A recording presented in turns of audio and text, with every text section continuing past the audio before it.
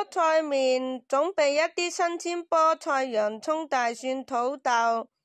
蔬菜高湯或者雞高湯、橄欖油、鹽、黑胡椒、檸檬汁、奶油或者酸奶。將菠菜清洗乾淨，瀝乾，洋葱同埋大蒜切好，土豆去皮切丁。在鍋中加熱橄欖油，中火炒洋葱，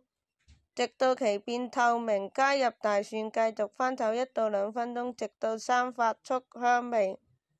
加入土豆，如果使用土豆，可以喺呢個時候加入切丁嘅土豆，繼續翻炒約3到4分鐘，倒入高湯，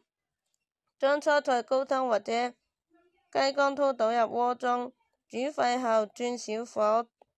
煮約10分鐘，直到土豆變軟，加入菠菜，將菠菜加入鍋中，繼續煮約2到3分鐘，直到菠菜變軟。根據口味加入適量嘅鹽同埋黑胡椒，如果喜歡可以喺呢個時候擠入檸檬汁增添風味，攪拌。如果喜歡濃湯，可以用攪拌棒將湯攪拌至乾滑，或者將湯倒入攪拌機中攪拌，然後倒回鍋入邊加熱。當湯盛入碗中，可以加一啲奶油或者酸奶作為裝飾，又可以切上一啲黑胡椒。大家請點讚關注我哋。